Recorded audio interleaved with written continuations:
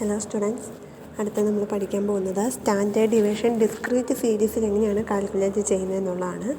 Page number 197 നോക്കുക.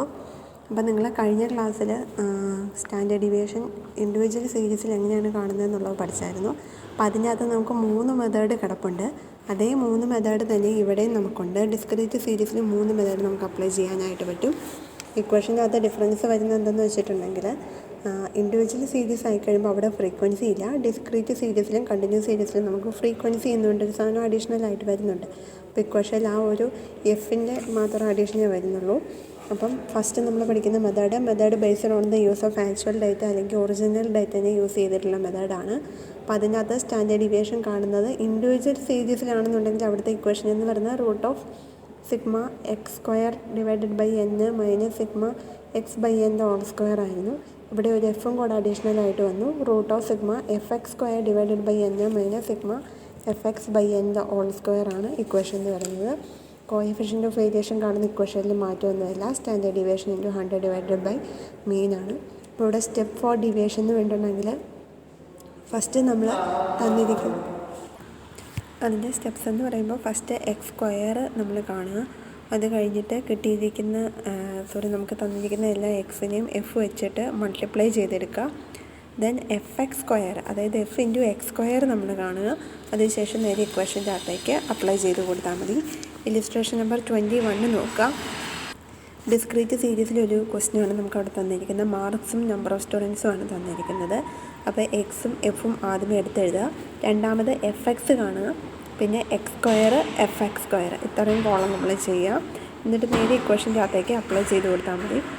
Sigma f x square divided by n minus sigma f x by n whole square ആണ്. അപ്പോൾ F x square ആദ്യം എടുക്കുക, അതായത് ലാസ്റ്റത്തെ കോളം 2044 ആണ്. അപ്പോൾ 2044 ഡിവൈഡഡ് ബൈ എൻ എന്ന് പറയുമ്പോഴത്തേനും ടോട്ടൽ ഫ്രീക്വൻസിയാണ് എടുക്കാനായിട്ട്. Divided by 50 minus sigma f x എന്ന് പറയുമ്പോൾ 294 വരും. 294 divided by 50 the whole square divide ചെയ്തതിന് ശേഷം സ്ക്വയർ കാണും. അങ്ങനെ അതിനകത്ത് സ്റ്റാൻഡേർഡ് ഡീവിയേഷൻ കാൽക്കുലേറ്റ് ചെയ്തിരിക്കുന്നത് 2.512 കിട്ടും.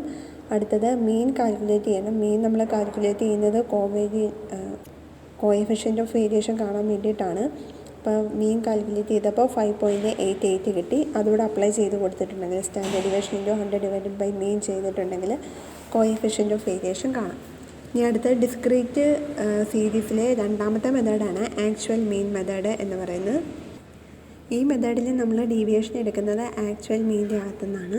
അപ്പോൾ ആക്ച്വൽ മീനെ ഇവിടെ ഡിനോട്ട് ചെയ്യുന്ന ലെറ്റർ എന്ന് പറയുന്നത് ഡി ആണ്. അപ്പോൾ എക്സിന് പകരമായിട്ട് നമ്മളിവിടെ ഡി ആണ് യൂസ് ചെയ്യുന്നത്. അപ്പോൾ അതിൻ്റെ ഇക്വേഷൻ എന്ന് പറയുമ്പോൾ root of sigma F D square by N ആണ്. ഡി എന്ന് പറയുന്നത് എക്സ് മൈനസ് എക്സ് ബാർ ആണ്. എക്സ് ബാർ എന്ന് പറയുന്നത് നമ്മുടെ ആക്ച്വൽ മീനാണ്. പക്ഷേ ഈ മെത്തേഡ് എന്ന് പറഞ്ഞാൽ വളരെ കുറച്ച് മാത്രമേ നമ്മൾ യൂസ് ചെയ്യാറുള്ളൂ. അതെന്താണെന്ന് വെച്ചിട്ടുണ്ടെങ്കിൽ മീൻ കാൽക്കുലേറ്റ് ചെയ്യുന്ന സമയത്ത് മിക്കവാറും നമുക്ക് ഫ്രാക്ഷൻ ആയിട്ടുള്ളൊരു വാല്യൂ ആയിരിക്കും കിട്ടുന്നത്. അപ്പോൾ ഈ ഫ്രാക്ഷൻ ഡിഡക്റ്റ് ചെയ്തിട്ട് പിന്നെ അതിൻ്റെ സ്ക്വയറൊക്കെ കാണാമെന്ന് പറയുമ്പോൾ ബുദ്ധിമുട്ടായതുകൊണ്ട് ഈ ഒരു മെത്തേഡ് അധികം അങ്ങനെ യൂസ് ചെയ്യാറില്ല. അതിൻ്റെ സ്റ്റെപ്സ് ഒന്ന് നോക്കാം. ഫസ്റ്റ് അരിത്തമെറ്റിക് മീൻ കാൽക്കുലേറ്റ് ചെയ്യാം. അരിത്തമെറ്റിക് മീൻ കാൽക്കുലേറ്റ് ചെയ്യുന്ന sigma f x divided by n എന്നുള്ള ഇക്വേഷൻ യൂസ് ചെയ്തിട്ട് കണ്ടാൽ മതി. പിന്നെ അടുത്ത ഡീവിയേഷൻസ് കാണാം, അതായത് എല്ലാ വാല്യൂസിൻ്റെ അകത്തുനിന്നും എല്ലാ എക്സിൻ്റെ വാല്യൂസിൻ്റെ അകത്തുനിന്നും അരിത്തമെറ്റിക് മീൻ്റെ വാല്യൂ ഡിഡക്റ്റ് ചെയ്തിട്ട് ഡി കാണണം. പിന്നെ അടുത്ത് ഡി സ്ക്വയർ കാണണം. അത് കഴിഞ്ഞിട്ട് എഫ് ഡി സ്ക്വയർ കാണണം. പിന്നെ നേരെ ഇക്വേഷൻ്റെ അകത്തേക്ക് അപ്ലൈ ചെയ്ത് കൊടുത്താൽ മതി. അതിൻ്റെ ഇലിസ്ട്രേഷൻ നോക്കുക. Illustration number 22. അപ്പോൾ അതിനകത്ത് കാണിച്ചിട്ടുണ്ട് തന്നിരിക്കുന്ന എക്സ് മാർക്സും നമ്പർ ഓഫ് സ്റ്റുഡൻസ് എക്സ് വേരിയബിളും എഫ് വേരിയബിളും ഫസ്റ്റ് എടുത്തെഴുതി. അതിനുശേഷം നമുക്ക് മീൻ കാണണമെന്നുണ്ടെങ്കിൽ എഫ് എക്സ് ഉണ്ടെങ്കിൽ മാത്രമേ പറ്റുള്ളൂ. അപ്പോൾ അതിന് വേണ്ടിയിട്ട് എഫ് എക്സ് കാൽക്കുലേറ്റ് ചെയ്തു. സിഗ്മ എഫ് എക്സ് കണ്ടു. അത് കഴിഞ്ഞ് ഡി കാൽക്കുലേറ്റ് ചെയ്തു. അപ്പോൾ ഇവിടെ സിഗ്മ എഫ് എക്സ് വെച്ചിട്ട് നമുക്ക് മീൻ കാണാം. മീൻ കാണുന്നത് sigma f x divided by N ആണ്. അതായത് 85 ഡിവൈഡഡ് ബൈ 17 എന്ന് പറയുന്നത് ടോട്ടൽ ഫ്രീക്വൻസിയാണ്. അത് ചെയ്ത് കഴിയുമ്പോഴത്തേനും നമുക്ക് കിട്ടിയിരിക്കുന്ന മീൻ എന്ന് പറയുന്നത് 5 ആണ്. അപ്പോൾ ഇവിടെ കിട്ടിയിരിക്കുന്ന മീൻ എന്ന് പറയുന്ന ഒരു അബ്സല്യൂട്ട് വാല്യൂ ആയതുകൊണ്ട് നമുക്കത് ഡിഡക്റ്റ് ചെയ്ത് ചെയ്യാനായിട്ട് എളുപ്പമുണ്ട്. ഇപ്പം നമുക്ക് കിട്ടുന്ന മീൻ ഒരു ഫ്രാക്ഷൻ അല്ലെങ്കിൽ ഡെസിമൽ പോയിൻ്റ് ഇട്ടുള്ള സംഖ്യയൊക്കെയാണ് കിട്ടുന്നതെന്നുണ്ടെങ്കിൽ നമുക്കത് ഡിഡക്റ്റ് ചെയ്തിട്ട് പിന്നെ അത് വെച്ചിട്ട് ഇൻറ്റു ചെയ്യുക സ്ക്വയർ കാണുക എന്നൊക്കെ പറയുമ്പോഴത്തേനും ബുദ്ധിമുട്ടാണ്. ഇപ്പോൾ ഇവിടെ ആക്ച്വൽ അബ്സല്യൂട്ട് ആയിട്ടുള്ളൊരു വാല്യൂ ആയതുകൊണ്ട് നമുക്ക് എളുപ്പമുണ്ട്. ഇവിടെ നമുക്ക് 5 ആണ് കിട്ടിയിരിക്കുന്നത്. അപ്പോൾ തന്നിരിക്കുന്ന എല്ലാ എക്സ് വേരിയബിളിൻ്റെ അകത്തുനിന്നും മീനിൻ്റെ വാല്യൂ ആയിട്ടുള്ള 5 ഡിഡക്റ്റ് ചെയ്തെടുത്തു. ദെൻ അതിൻ്റെ സ്ക്വയർ കണ്ടു. കിട്ടിയിരിക്കുന്ന സ്ക്വയർ അതായത് ഡി സ്ക്വയർ വെച്ചിട്ട് എല്ലാ ഫ്രീക്വൻസിനെയും മൾട്ടിപ്ലൈ ചെയ്തു. ആ കോളത്തിൻ്റെ ടോട്ടൽ കണ്ടു. ദെൻ ഇക്വേഷനകത്തേക്ക് അപ്ലൈ ചെയ്ത് കൊടുത്താൽ മതി. Sigma F D square divided by N ആണ്. Square root of sigma F D square divided by N. ഇടയ്ക്ക് ഞാൻ സ്ക്വയർ റൂട്ട് പറയാനായിട്ട് വിട്ടു പോകുന്നുണ്ട്. നിങ്ങൾ ചെയ്യുമ്പോഴത്തേനും സ്ക്വയർ റൂട്ട് വിട്ട് കളഞ്ഞേക്കരുത്. Square root of sigma F D square divided by N ആണ്. അപ്പോൾ ഇവിടെ എഫ് ഡി സ്ക്വയറിൻ്റെ ടോട്ടൽ എന്ന് പറയുമ്പോൾ 40 ആണ്. അപ്പോൾ 40 ഡിവൈഡഡ് ബൈ എൻ എന്ന് പറയുന്നത് ടോട്ടൽ ഫ്രീക്വൻസി 17 ആണ്. ചെയ്ത് കഴിയുമ്പോഴത്തേനും നമുക്ക് 2.353 കിട്ടും. അതിൻ്റെ റൂട്ട് നമ്മൾ കാൽക്കുലേറ്റ് ചെയ്യുക. അപ്പോൾ 1.534 കിട്ടും. തന്നെ അടുത്തായിട്ട് കോഎഫിഷ്യൻ്റ് ഓഫ് വേരിയേഷൻ. അപ്പോൾ അതിനുവേണ്ടി നമ്മൾ മീൻ ഫസ്റ്റ് തന്നെ കണ്ടിട്ടുണ്ടായിരുന്നു. അപ്പോൾ ഒന്നുകൂടെ കാണേണ്ട ആവശ്യമില്ല. നേരെ ഇക്വേഷൻ്റെ അകത്തേക്ക് അപ്ലൈ ചെയ്ത് കൊടുത്തു. ഈ മെത്തേഡ് അത്ര പ്രിഫറബിൾ അല്ല, അങ്ങനെ ചെയ്യണമെന്ന് ഞാൻ പറയത്തില്ല. കാരണം നമുക്ക് എപ്പോഴും മീനെന്ന് പറയുന്ന അബ്സല്യൂട്ട് വാല്യൂ കിട്ടത്തില്ല. അപ്പോൾ ഈ മെത്തേഡ് ചെയ്യുന്നത് അത്ര പ്രിഫറബിൾ അല്ല. പിന്നെ അടുത്ത തേർഡ് മെത്തേഡാണ് short cut method. Short cut method എന്ന് പറഞ്ഞിട്ടുണ്ടെങ്കിൽ നമ്മൾ അസ്യൂംഡ് മീൻ യൂസ് ചെയ്ത് കാൽക്കുലേറ്റ് ചെയ്യുന്ന മെത്തേഡാണ്. അപ്പോൾ ഈ മെത്തേഡിൽ നമ്മൾ ഡീവിയേഷൻസ് എടുക്കുന്ന അസ്യൂംഡ് മീനിൻ്റെ അകത്തു നിന്നുള്ള ഡീവിയേഷൻസ് ആണ് എടുക്കുന്നത്.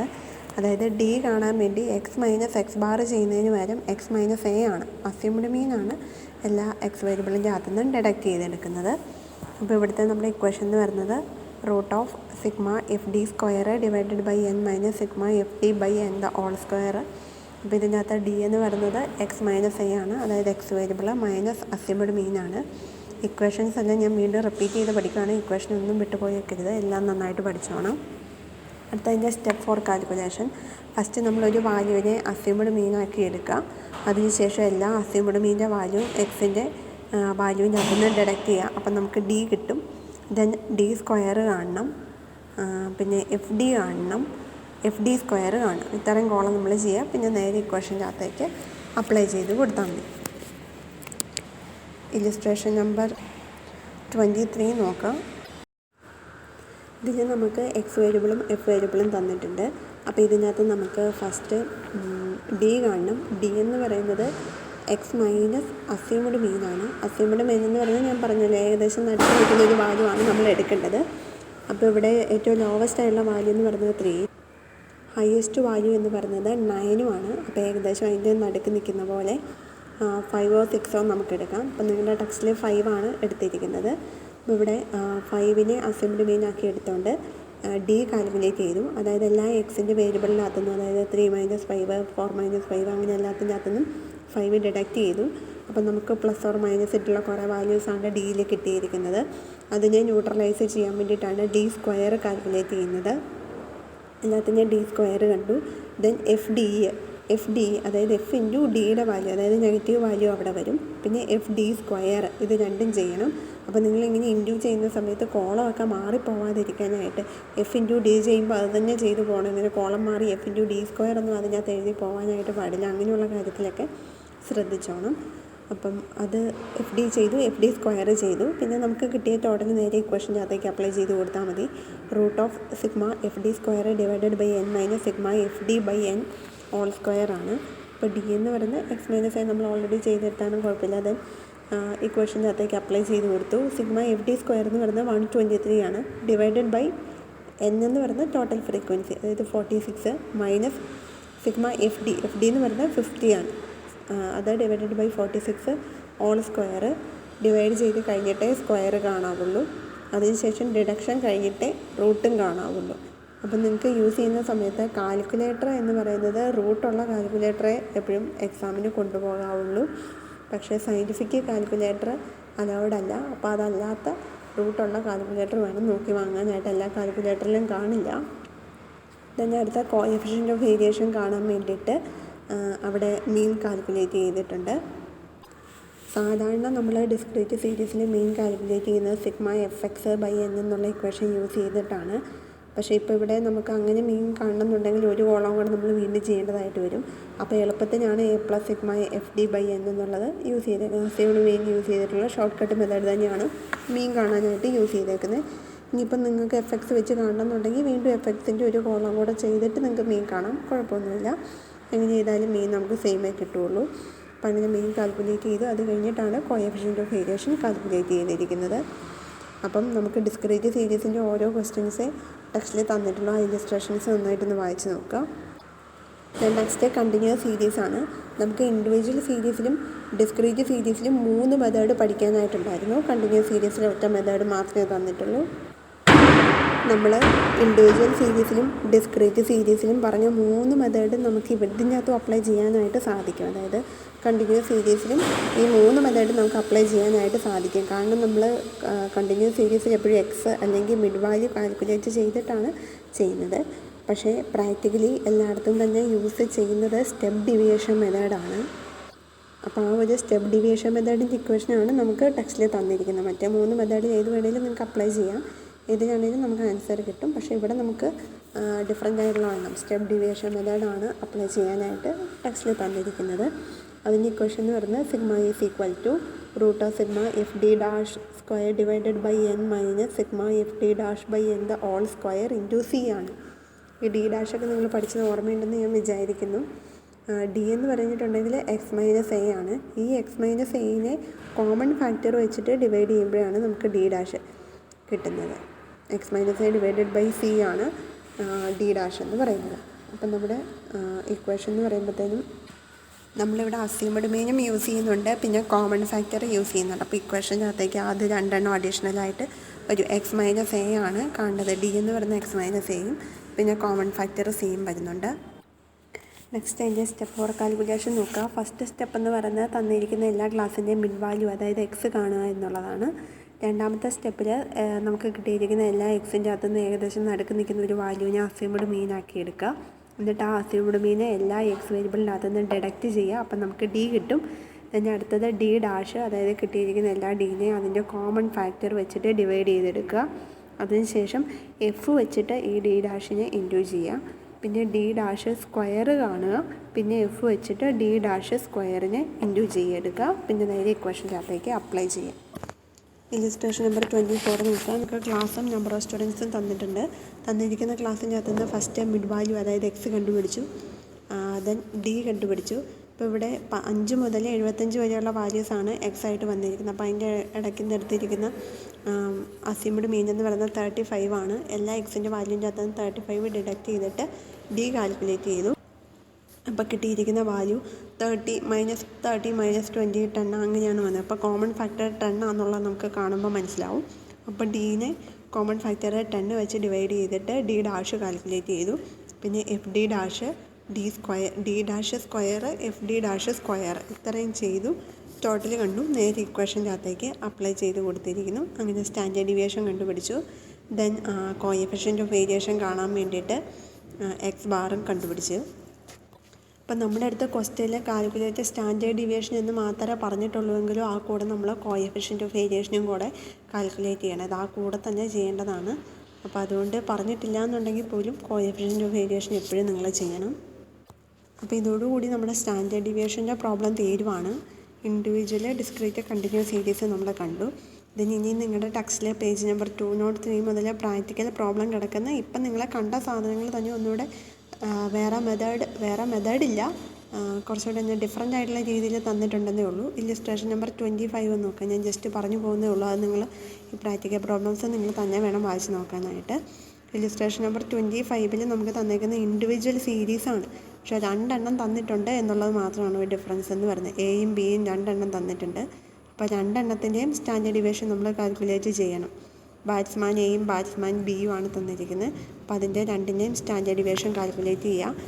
എന്നിട്ട് നമ്മുടെ അടുത്ത് ലാസ്റ്റ് ഒരു കൺക്ലൂഷനും കൂടെ ഇങ്ങനെ കമ്പാരിസൺ ആയിട്ട് തന്നിരിക്കുന്ന എല്ലാ കേസിലും നമ്മൾ ലാസ്റ്റ് ഒരു കൺക്ലൂഷൻ അല്ലെങ്കിൽ കമൻറ്റും കൂടെ എഴുതണം. ഈ കമൻ്റ് എന്ന് പറയുന്നത് നമ്മൾ കോഎഫിഷ്യൻ്റ് ഓഫ് വേരിയേഷൻ്റെ ബേസിസിലാണ് സാധാരണ എഴുതുന്നത്. കോഎഫിഷ്യൻ്റ് ഓഫ് വേരിയേഷൻ കൂടുതലാണെന്നുണ്ടെങ്കിൽ കൺസിസ്റ്റൻസി കുറവായിരിക്കും. കോഎഫിഷ്യൻ്റ് ഓഫ് വേരിയേഷൻ കുറവാണെന്നുണ്ടെങ്കിൽ കൺസിസ്റ്റൻസി കൂടുതലായിരിക്കും. അപ്പോൾ ഇവിടെ നമ്മൾ ബാറ്റ്സ്മാൻ എയും ബാറ്റ്സ്മാൻ ബിയും തന്നിട്ടുണ്ട്. അപ്പോൾ അവിടെ കോഎഫിഷ്യൻ്റ് ഓഫ് വേരിയേഷൻ നോക്കുക. ഒരാളുടേത് 55.42 ഒരാളുടേത് 48.85 ആണ്. അപ്പോൾ ഇതിലാരാണ് കൺസിസ്റ്റൻ്റ് എന്ന് ചോദിച്ചാൽ കുറച്ച് കോഎഫിഷ്യൻ്റ് ഓഫ് വേരിയേഷൻ ഉള്ള വ്യക്തിയായിരിക്കും മോർ കൺസിസ്റ്റൻ്റ് എന്ന് പറയുന്നത്. അപ്പോൾ ഇങ്ങനെ കമ്പാരിസൺ ആയിട്ട് തരുന്ന എല്ലാ കേസിലും ഏറ്റവും അവസാനം കമൻറ്റ് എഴുതിയിട്ടേ പോകാവുള്ളൂ. അതിന് സെപ്പറേറ്റ് മാർക്കുള്ളതാണ്. ഇല്ലസ്ട്രേഷൻ നമ്പർ 26 അതേപോലെ തന്നെ ഒരു ക്വസ്റ്റ്യനാണ് തന്നിരിക്കുന്നത്. നമുക്ക് ഇൻഡിവിജ്വൽ സീരീസിലുള്ള ക്വസ്റ്റ്യനാണ് തന്നേക്കുന്നത്. നമുക്ക് മന്തും പിന്നെ പ്രൈസസുമാണ് അവിടെ കാണിച്ചിരിക്കുന്നത്. എക്സ് വൈ എന്ന് പറഞ്ഞിട്ട് രണ്ടെണ്ണത്തിൻ്റെ പ്രൈസാണ് കാണിച്ചിരിക്കുന്നത്. അപ്പോൾ ഇതേപോലെ തന്നെ ഇൻഡിവിജ്വൽ സീരീസിൻ്റെ ഇക്വേഷൻ യൂസ് ചെയ്തിട്ട് കാണാം. എന്നിട്ട് അവിടെ നിങ്ങൾ നോക്കിയ കോഎഫിഷ്യൻ്റ് വേരിയേഷൻ ഒരാളുടേത് 7.24 ഒരാളുടേത് 8.48 ആണ്. അപ്പോൾ ഷെയർ എക്സിൻ്റേത് 7.24. അപ്പോൾ അതാണ് കൂടുതൽ കൺസിസ്റ്റൻ്റ് എന്ന് പറയുന്നത്. ഇല്ലസ്ട്രേഷൻ നമ്പർ 27 ഡിസ്ക്രീറ്റ് സീരീസിലുള്ള ക്വസ്റ്റ്യൻ ആണ്. എക്സ് വേരിയബിൾ എഫും തന്നിട്ടുണ്ട്. അത് നമുക്ക് രണ്ടെണ്ണമാണ് തന്നേക്കുന്നത്. അപ്പോൾ ഡിസ്ക്രീറ്റ് സീരീസിൻ്റെ മെത്തേഡ് ഉപയോഗിച്ച് ഇവിടെ സ്റ്റാൻഡേർഡ് ഡീവിയേഷനും കോഎഫിഷ്യൻ്റ് ഓഫ് വേരിയേഷനും കാൽക്കുലേറ്റ് ചെയ്യാം. എന്നിട്ട് കോഎഫിഷ്യൻ്റ് ഓഫ് വേരിയേഷൻ്റെ ബേസിസിൽ കമൻറ്റ് എഴുതുക. ആർക്കാണോ കോഎഫിഷ്യൻ്റ് ഓഫ് വേരിയേഷൻ കുറവ് അവർ മോർ കൺസിസ്റ്റൻ്റ് എന്ന് വേണം നമ്മൾ കാണിക്കാനായിട്ട്. ഇല്ലസ്ട്രേഷൻ നമ്പർ 28 കാൽക്കുലേറ്റ് ചെയ്യാനായിട്ട് പറഞ്ഞിരിക്കുന്നത് മീന്, വേരിയൻസ്, സ്റ്റാൻഡേർഡ് ഡീവിയേഷനാണ് കാണാനായിട്ട് പറഞ്ഞിരിക്കുന്നത്. കണ്ടിന്യൂസ് സീരീസിലുള്ള ക്വസ്റ്റ്യനാണ്. കണ്ടിന്യൂസ് സീരീസിൻ്റെ മീൻ എങ്ങനെയാണ് കാൽക്കുലേറ്റ് ചെയ്യുന്നത് എന്നുള്ളത് നിങ്ങൾക്കറിയാം. സിഗ്മ എഫ്(x) ഡിവൈഡഡ് ബൈ എന്നാണ്. അത് വെച്ചിട്ട് മീൻ കാണുക. ദെൻ ഈ വേരിയൻസ് എന്ന് പറഞ്ഞിട്ടുണ്ടെങ്കിൽ അത് നമ്മൾ ഈ ടെക്സ്റ്റിൻ്റെ ആദ്യം പഠിച്ചതാണ്. സ്റ്റാൻഡേർഡ് ഡീവിയേഷൻ്റെ സ്ക്വയറിനെയാണ് നമ്മൾ വേരിയൻസ് എന്ന് വിളിക്കുന്നത്. അപ്പോൾ സ്റ്റാൻഡേർഡ് ഡീവിയേഷൻ്റെ ഇക്വേഷൻ നമ്മൾ എപ്പോഴും എഴുതുമ്പോൾ ഒരു സ്ക്വയർ റൂട്ട് ഇടുന്നത് ഓർക്കുന്നുണ്ടോ?